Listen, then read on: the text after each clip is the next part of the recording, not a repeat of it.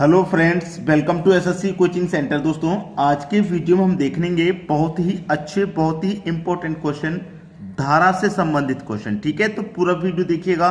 चलिए स्टार्ट करते हैं। पहला क्वेश्चन, एक नाव धारा की दिशा में 12 किलोमीटर पर घंटे की चाल से चलती है एवं धारा के विरुद्ध उसकी गति 8 किलोमीटर पर घंटा है, तो नाव की गति है। नाव की गति यानी कि नाव की चाल पूछ रहा है वो। नाव की गति उसने पूछी है, मतलब नाव की चाल वो पूछ रहा है क्या होगी। मैं आपको एक चीज अच्छे से बता दूं, एक नाव धारा की दिशा में बह रही है, यानी कि धारा इस दिशा में बह रही है, इस दिशा मान लीजिए धारा बह रही है, तो इसी दिशा में नाव बह रही है। इसका मतलब ये हो गया भाई, एक नाव धारा की दिशा में बह रही है, यानी कि धारा इस दिशा में बह रही है तो नाव भी इसी दिशा में बह रही है। ठीक है, 12 किलोमीटर पर घंटे की चाल से चलती है एवं धारा के विरुद्ध, धारा के विरुद्ध का मतलब है कि धारा आपकी इस दिशा में बह रही है, धारा आपकी इस दिशा में बह रही है। ठीक है, और धारा के विरुद्ध मतलब इसके अपोजिट चले, तो अपोजिट तो भाई धारा के साथ जाएगी कोई चीज बहती हुई तो उसकी चाल ज्यादा होगी, और धारा के विरुद्ध चलाएंगे तो कम होगी। तो यहाँ पे धारा के विरुद्ध कम है, यहाँ 12 थी, यहाँ पे 8 है, तो उस नाव की गति पूछ रहा है क्या होगा। तो ऐसा क्वेश्चन आपको कभी भी एग्जाम में देखने को मिलेगा। धारा की एक चाल तो दे रखी धारा के साथ, एक दे रखी धारा के विरुद्ध, दोनों को जोड़ के 2 से डिवाइड कर देंगे, यानी कि 12 प्लस 8 दोनों को जोड़ के 2 से डिवाइड, 12 और 8 कितना हो जाएगा 20, 2 से कर देंगे डिवाइड, आपका आंसर आ जाएगा 10 किलोमीटर प्रति आवर। तो नाव की जो गति है वो है 10 किलोमीटर प्रति आवर, यानी कि 10 किलोमीटर प्रति आवर नाव की गति है, लेकिन धारा के साथ जब चलेंगे तो 2 किलोमीटर और बढ़ जाएगी धारा की वजह से, तो 12 किलोमीटर हो जाएगी। ठीक है, 10 किलोमीटर की चाल है, धारा के विरुद्ध चलेंगे तो 8 की चाल ही रह जाएगी, क्योंकि पानी का जो बहाव है वो आगे को खींचेगा, हम आगे को चलाएंगे, इस वजह से भाई बहाव पानी का इधर जा रहा है तो पानी का बहाव इधर खींचेगा ना आपको, लेकिन हम इधर को चलाएंगे तो उसकी वजह से 10-8 रह जाएगी। ठीक है, तो यहां तक क्लियर हो गया सभी को। अगर यहां पे आपसे पूछ लेता धारा की गति, धारा की गति आपसे पूछ ले, ठीक है, धारा की गति, यहां तो आपसे नाव की गति पूछा, धारा की गति पूछ ले तो क्या कर देते हैं, पहले वाली चाल में से दूसरी वाली चाल को माइनस करके 2 से डिवाइड, 12 में से 8 जाएगा, 4 बचेगा, 2 से डिवाइड कर देंगे, 2 किलोमीटर प्रति आवर, यानी कि धारा की जो गति है वो 2 किलोमीटर है। सीधा सीधा समझ में आ रहा है। हमारी जब नाव की चाल 10 थी, 10 से 12 हो गई धारा के साथ, तो धारा की 2 है, तो नाव और धारा दोनों की मिला के 12 हो गई कि नहीं हो गई। आसानी से समझ में आ गया होगा। तो इस तरीके का प्रश्न कभी भी एग्जाम में आ जाए आप उसे चुटकियों में सॉल्व कर देंगे। चलिए अब देखेंगे हम अगला सवाल। अगला प्रश्न है, 1.6 किलोमीटर पर घंटे की गति से बढ़ती हुई धारा में प्रवाह के साथ एक नौका की गति 18.4 किलोमीटर प्रति घंटा है। ठीक है, नाव की गति है दोस्तों, ये नाव की गति है। ठीक है, नाव की गति कितनी है, 18.4 किलोमीटर प्रति घंटा है, लेकिन ये धारा प्रवाह के साथ में है। ठीक है, धारा के साथ, तो धारा के विपरीत उसकी गति कितने किलोमीटर पर घंटा होगी। जैसे मान लीजिए धारा इस दिशा में बह रही है आपकी, और इसी दिशा में आपकी नाव चले तो उसकी स्पीड ज्यादा होगी, और धारा इस दिशा में है, इस दिशा में धारा बह रही है, और नाव को हम इस दिशा में चलाएंगे तो उसकी स्पीड कम होगी। ठीक है, तो 1.6 किलोमीटर पर घंटे से बढ़ती हुई धारा, मतलब धारा की चाल यहाँ पे दे रखी है, तो मैं क्या करूंगा, धारा की चाल को माइनस कर दूंगा तो नाव की चाल निकल के आ जाएगी। ठीक है भाई, देखिए नाव और धारा दोनों को मिला के इतनी है, इसमें से मैं धारा की माइनस कर दूं जो कह रहा है, तो मेरे पास नाव की चाल बचेगी, तो 1.6 को मैं माइनस कर दूंगा, 18.4 में से इसको माइनस कर दूंगा तो 16.8 बचेगा। इसमें से इसको माइनस कर देंगे, करके देख लो, 18.4 में से माइनस करेंगे हम 1.6 को, तो इधर से कैरी ले लेंगे, 14 में से 6 जाएगा 8, इधर 7 बचा, 7 में से 1 जाएगा तो 6, दशमलव के नीचे 6 और 1, यानी कि 16.8 बचा कि नहीं बचा, तो मैंने वही लिखा है यहाँ पे। ठीक है, अब आपसे क्या पूछा है कि धारा के विपरीत उसकी गति कितने किलोमीटर पर घंटा है। धारा के विपरीत पूछ रहा है, धारा के विपरीत, ठीक है। तो नाव की गति हमारे पास कितनी निकल के आई है भाई, 16.8, ठीक है, 16.8। और ये धारा की गति है हमारे पास, तो इसमें से धारा की गति को माइनस कर दो 1.6, यानी कि धारा की जो गति वो अपनी तरफ जो खींच रही है उसको माइनस कर देंगे। हमारे पास नाव की चाल निकल के आ गई, ये रही। अब नाव की चाल, ठीक है, हम इधर को चला रहे हैं और जो धारा है वो इधर को खींच रही है, तो जो धारा खींच रही है अपनी तरफ उसे मैं माइनस कर दूंगा, तो नाव की चाल मेरे पास बच जाएगी कितने किलोमीटर पर घंटा है, ठीक है। तो इसमें से घटा दो इसको, कितना बचेगा, 15.2 किलोमीटर प्रति आवर, ये आपका आंसर हो गया, ठीक है। तो धारा के विपरीत उसकी गति कितने किलोमीटर पर घंटा है, 15.2 किलोमीटर प्रति घंटा है। सभी को समझ में आ गया। चलिए अब देखेंगे अगला सवाल। अगला प्रश्न है, ठहरे हुए पानी में किसी नौका की गति 4 किलोमीटर पर घंटा है। ठहरे हुए पानी में नाव की गति कितनी है, 4 किलोमीटर प्रति घंटा है। ठहरे हुए पानी में, नौका मतलब नाव की गति। फिर पूछा है कि धारा के विपरीत उसकी गति 2 किलोमीटर पर घंटा हो। धारा के विपरीत, जैसे धारा इस दिशा में बह रही है आपकी, तो इसके विपरीत 2 किलोमीटर पर घंटा हो, इसके विपरीत 2 किलोमीटर प्रति घंटा हो, तो धारा की गति कितनी है। इसमें तो कुछ करना ही नहीं है भाई जो पानी स्थिर है, ठहरा हुआ है, उसमें हमारी नाव की गति 4 है, ठीक है, 4 है। अब मैंने वही नाव को चला दिया धारा के विपरीत। भाई धारा के विपरीत मैं चला दूंगा तो क्या हो जाएगा, धारा के विपरीत चला दूंगा।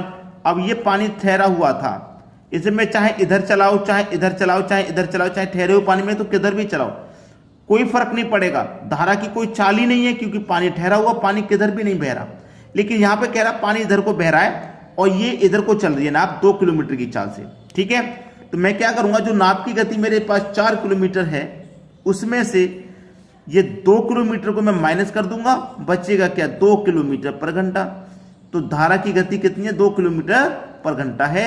यही है आपका आंसर, पहला ऑप्शन बिल्कुल सही जवाब। चलिए अब देखेंगे अगला क्वेश्चन। अगला प्रश्न है, रंजन एक पेन ड्राइव 910 रुपए में 30% लाभ पर बेचता है तथा दूसरी 180 रुपए में 10% की हानि पर बेचता है, उसका कुल लाभ या हानि प्रतिशत है। देखो, उसने एक पेन ड्राइव को 910 रुपए में बेचा है, जो कि 30% लाभ पर बेचा है, यानी कि ये जो 910 रुपया है ये 130% की वैल्यू है, क्योंकि जो भी मूल्य रहा होगा पेन ड्राइव का वो अपने आप में 100% होगा। उस 100% की चीज को उसने 30% के लाभ पे बेचा है, मतलब 130% में बेचा है, ठीक है। तो ये 130% की वैल्यू है। 130% बराबर कितने के 910 रुपया के। तो आप 100% का मान निकालना है, यानी कि जो पेन ड्राइव कितने रुपए की थी वो पता कर लीजिए।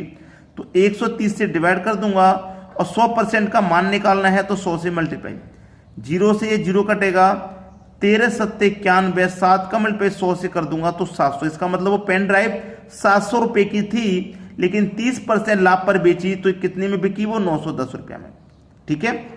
और दूसरी पेन ड्राइव कितनी की थी, 180 रुपए में बेची है 10% की हानि पे, यानी कि 100 की चीज को 10 की हानि पे बेचेंगे तो 90% में बेचेंगे, ठीक है। 90 में बेच रहे, कितने बेच रहे हैं, 180 में, यानी कि ये 90% का मान है 180। तो 100% का मान इसका भी निकाल लो, 90 से क्या करेंगे, डिवाइड कर देंगे। 100% का मान निकालने के लिए 100 से मल्टीप्लाई कर देंगे, यहां भी 0 से 0 कट जाएगा, 9 दूने का 18, 2 का मल्टीप्लाई 100 में कर दो तो 200, यानी कि एक पेन ड्राइव 700 रुपए की थी और दूसरी आपकी 200 रुपए की थी, दोनों मिला के कितने रुपए की हो गई, 900 रुपए की हो गई, ठीक है। दोनों मिला के 900 रुपए की, और दोनों मिला के उसने बेचा कितने में, एक को 910 में, एक को 180 में। एक को बेचा था उसने 910 में, एक को बेचा है 180 में, कितना में 0 हो गया, 1 और 8 मिलके 9 हो गया, 9 और 1 मिलके 10 हो गया, यानी कि वो दोनों पेन ड्राइव उसने 1090 रुपए की बेची, जबकि 900 रुपए की थी 1090 की बेची है। 1090, 900 रुपए की चीज को आप 1090 में बेचेंगे, कितने का प्रॉफिट होगा, 190 का। जो भी प्रॉफिट हो या लॉस हो हमेशा कॉस्ट प्राइस पे रहता है, कॉस्ट प्राइस 900 है, ठीक है। और प्रतिशत के लिए क्या करेंगे आप, 100 से मल्टीप्लाई, तो 0 से 0 गया, 1 0 से 1 और 0 गया, 9 से कटाएंगे, 9 दूने का 18, 1 बचेगा 10 हो जाएगा, 9 1 कम 9, 1 बचेगा नहीं जाएगा, 10 में लगेगा, फिर से 10 हो जाएगा, 9 1 कम 9, एक बच्चे का फिर से 10 हो जाएगा, 9 एक कम 9, यानी 21.11% पे मैं रखूंगा। तो मेरा कौन सा ऑप्शन है? सी ऑप्शन बिल्कुल सही जवाब है। तो सभी को प्रश्न आसानी से समझ में आ गया होगा। चलिए अब देखेंगे हम अगला सवाल।